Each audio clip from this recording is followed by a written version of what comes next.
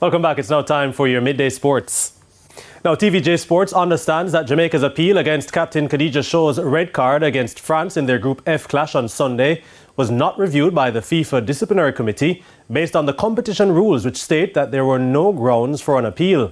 Shaw picked up a second yellow card in second half stoppage time, but after contesting the appeal, or after appealing, the Jamaicans were told in a report by head of FIFA's judicial body, Julian Dew, that such decisions are final and not subject to appeal. The Jamaican delegation was pointed to Article 9.1 of the FIFA Disciplinary Code, in accordance with which decisions taken by the referee on the field of play are final and may not be reviewed by the FIFA judicial bodies. Additionally, the judicial body said that no protests may be made about the referee's decision regarding facts connected with play. Such decisions are final and not subject to appeal unless otherwise stipulated by the FIFA Disciplinary Code. Meanwhile, Olympic champions Canada recovered from their 0-0 draw with Nigeria to earn a come-from-behind 2-1 win over Ireland at the Perth Rectangular Stadium and move to the top of Group B on 4 points today at the FIFA Women's World Cup. Katie McCabe gave the Irish a fourth-minute lead, but an own goal from Megan Connolly in first half added time and Adriana Leon's strike in the 53rd minute steered the Canadians to the win, which knocked the Irish out of their maiden tournament.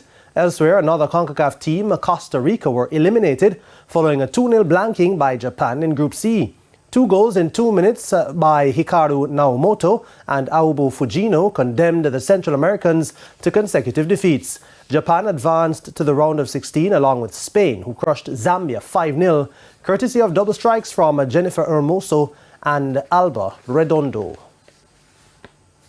Now, manager for Jamaica's team to the recent NACAC Under-18 and Under-23 championships, Keith Wellington, is hoping Jamaica's diplomatic partners can extend more discretion to Jamaican student athletes going forward.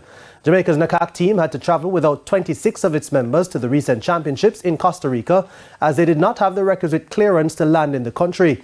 Costa Rica requires either a U.S. visa, a Costa Rican visa, or a waiver for anyone wishing to enter the country. Wellington called the situation unfortunate. When you look at it, it is sad, for example, that in a region of 30-odd countries, Jamaica is only one of 3 countries that would have required a visa to get into Costa Rica. So that is a political situation that we probably need fixing. Wellington says that the local administrators actually foresaw this potential stumbling block. Jamaica's men's volleyball team rebounded from their opening day loss to defeat Curaçao 3-1 at the Senior Caribbean Volleyball Championships in Suriname. Curaçao took the first set 29-31 before Jamaica went on to win the next 3 sets 25-23, 25-21, 25-23. Outside hitter Rick Webb led the scoring for Jamaica with 29 points, followed by captain Delford Morgan with 18.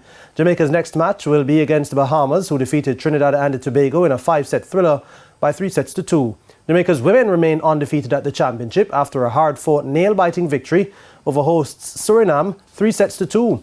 Their next match will be against Trinidad and Tobago, who are also undefeated after beating Bahamas 3-2. And that's it for your midday sports. Shane? Thanks, Jordan. And that's the midday news. I'm Shane Masters. Join us at 7 for primetime news.